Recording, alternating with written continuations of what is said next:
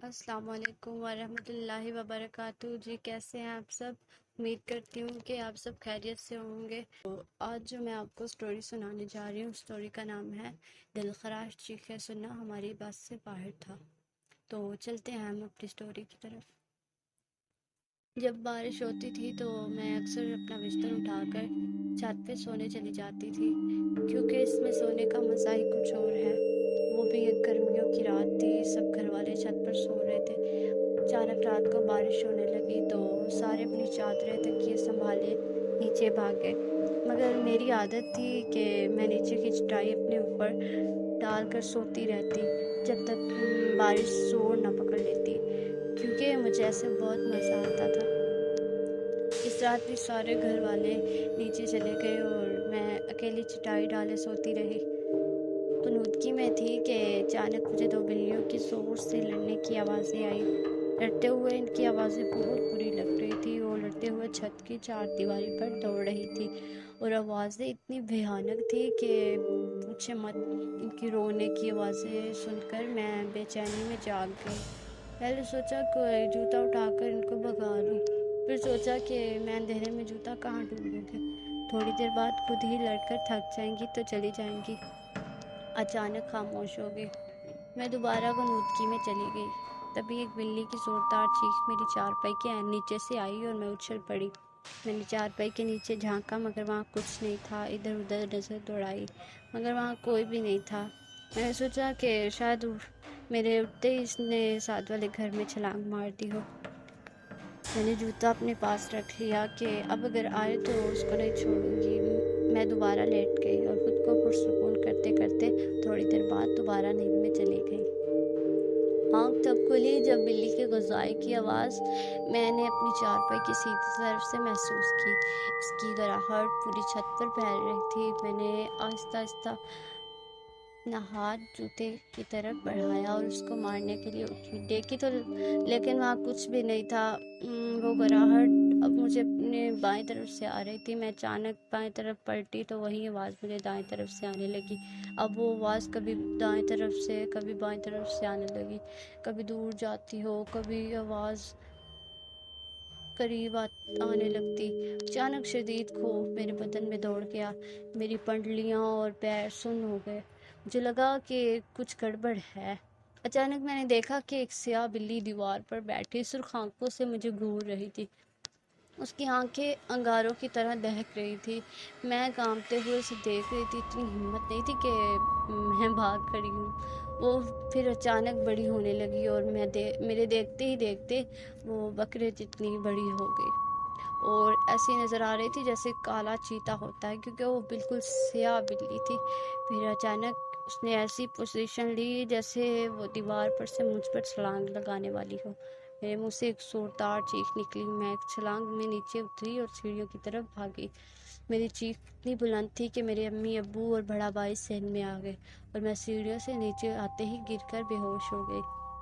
مگر پریشانیاں ختم نہ ہوئی۔ کچھ دنوں تک مجھے ڈراؤنے خواب آتے رہے۔ مجھے وہی بلی نظر آتی جو کبھی میرے زرخرے پر دانت کاڑے ہوئے ہے، کبھی وہ میرا خون چاٹ رہی ہوتی۔ میں نیند میں چیخنے لگتی۔ پھر مجھے خواب میں بھیانک لوگ دکھائی دیتے، کسی کا سر نہیں ہوتا، کسی کا گوشت لٹک رہا ہوتا، آنکھوں کی جگہ کالے سوراخ ہوتے، بازو کٹے ہوئے ہوتے۔ میں بیمار رہنے لگی، کمزور ہوتی گئی۔ ڈر کے مارے میں گھر سے باہر نہیں نکلتی۔ مولوی صاحب دم کرنے آتے، مجھے پانی پلایا جاتا۔ میری والدہ ہر وقت مجھ پر سورۃ یاسین پڑھ کر پھونکتی۔ افاقہ ہوتا مگر پھر وہی حالت ہو جاتی، بیٹھے بیٹھے چیخے مار کر بے ہوش ہو جاتی۔ ایک روز میں بیٹھی پڑھ رہی تھی کہ کسی کام سے کمرے میں اپنی امی کے پاس گئی۔ مجھے ایک دم ڈر سا لگا، خوف پیدا ہوا۔ میں اپنی امی کے پاس گئی کہ وہ مجھ پر کچھ پڑھ کر پھونک دے۔ میری امی میری طرف پیٹ کیے الماری کھولے کپڑے تہہ کر رہی تھی۔ میں نے امی کو پکارا مگر انہوں نے مجھے جواب نہیں دیا۔ میں ان کے قریب گئی اور ان کو آواز دی تو انہوں نے مجھے مڑ کر دیکھا مگر وہ میری والدہ نہیں تھی، وہ خوفناک شکل کی عورت تھی۔ اس کا رنگ تانبے جیسا تھا، آنکھیں اس کی سرد اور منہ کا دہانہ بھرا تھا۔ وہ ہاتھ پھیلائے ہنسی چلی جا رہی تھی اور مجھے اپنی طرف بلا رہی تھی، اس کے دانت چمک رہے تھے۔ میں تو پہلے ہی ڈر کے اپنی والدہ کے پاس دم کروانے آئی تھی۔ اس عورت کی شکل دیکھی تو وہیں بہوش ہو گئی۔ جب ہوش آیا تو مولوی صاحب میرے سرہانے بیٹھے کچھ پڑھ رہے تھے۔ میرے ابو شدید پریشانی میں بیٹھے تھے۔ مولوی صاحب کے پوچھنے پر ان کو میں نے ساری بات بتائی تو وہ سوچ میں پڑ گئے۔ پھر اس طرح کے واقعات میرے علاوہ میرے گھر کے دوسرے افراد کے ساتھ بھی پیش آنے لگے۔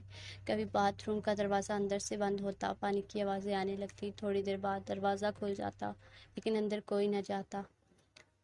ایک بار ہم سب رات کو ٹی وی دیکھ رہے تھے کہ بجلی کا بٹن ٹھک سے اوپر ہوا اور بلب بجھ گیا۔ ایک بار میری امی کی چارپائی کمرے کے بیچ میں کسی نے کھینچ کر دور کر دی۔ جب وہ سوئی ہوئی تھی، چیزیں ہم ایک جگہ رکھتے ہیں مگر ہمیں ملتی دوسری جگہ سے تھی۔ گھر کا ہر فرد ڈرا سا ہمارا رہنے لگا تھا۔ کوئی میرے ساتھ نہیں بیٹھتا تھا، سارے بہن بھائی مجھ سے گھن کھانے لگے تھے، کوئی میرے منہ پر تھوکنا بھی گوارا نہ کرتا تھا۔ کالج میں دوست دور رہنے لگی تھی، کئی بار ہم دوست بیٹھی ہوتی تھی تو میری پنگی خود بخود بجھنے لگتی تھی، جس کی وجہ سے میں بے حد شرمندہ ہو جاتی۔ ہمارے گھر کا سکون غارت ہوئے 7 مہینے ہو گئے تھے۔ میں اپنی حالت سے اتنی تنگ ہوئی کہ خودکشی کا سوچنے لگی۔ ایک روز ہمارے مولوی صاحب اپنے ساتھ ایک بزرگ کو لے آئے اور بتایا کہ یہ مرشد ہیں۔ وہ بزرگ سفید کپڑوں میں تھے، سفید عمامہ تھے، چہرے پر سفید داڑھی تھی اور ماتھا ایسے چمک رہا تھا جیسے روشنی پھوٹ رہی ہو۔ انہوں نے میرے ماتھے پر ہاتھ رکھا اور میں رو پڑی۔ میرے والد صاحب نے سارے واقعات ان کو بتائے اور وہ سکون سے بیٹھے سن رہے تھے۔ ان کے ہونٹوں پر ایسی مسکراہٹ تھی اور اتنا سکون تھا اور چہرے پر اتنا نور تھا کہ دل کرتا تھا کہ ان کو دیکھتے ہی رہیں۔ انہوں نے میرے والد صاحب کے ساتھ سارے کمروں کا جائزہ لیا، چھت پر جا کر ایک کونا دیکھا اور ساتھ والوں کی چھتیں دیکھ لی۔ ہمارے گھر میں محلے کی عورتیں رش لگ گیا جو ان سے پانی دم کروانے آ گئی تھی۔ وہ میرے قریب آ کے بیٹھ گئے اور انہوں نے اپنے دائیں پیر کا انگوٹھا میرے ماتھے کے درمیان میں رکھا اور اپنی آنکھیں بند کر کے کچھ پڑھنے لگے۔ مجھے ایسا لگا جیسے کوئی میری کھال کو کھینچ رہا ہو۔ میری چیخیں نہیں رک رہی تھی۔ میں ان کا انگوٹھا اپنے ماتھے سے ہٹانا چاہتی تھی مگر ان کا پیر تک نہیں ہلا سکی۔ میرا بھائی مجھے بتاتا ہے کہ وہ 1 گھنٹے سے زیادہ کچھ پڑھتے رہے اور تمہاری دلخراش چیخیں سننا ہماری بس سے باہر تھا۔ تب ہی ہم نے بزرگ کو بری طرح پیٹنا شروع کر دیا۔ آہستہ آہستہ میں پرسکون ہوتی چلی گئی۔ آنکھیں کھولتی تو مجھے دیکھ رہے تھے، ان کے چہرے پر مسکراہٹ تھی۔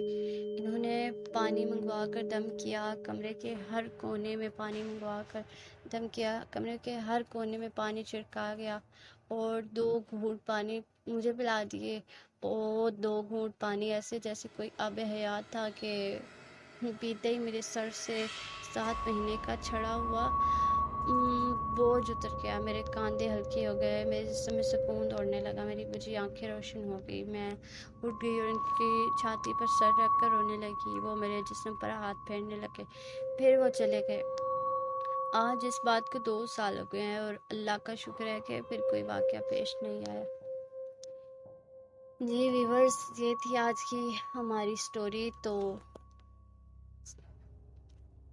آج کی سٹوری یہاں پہ ختم ہوتی ہے، تو انشاءاللہ نیکسٹ ویڈیو میں ملاقات ہوگی۔ خیال رکھیے، خدا حافظ۔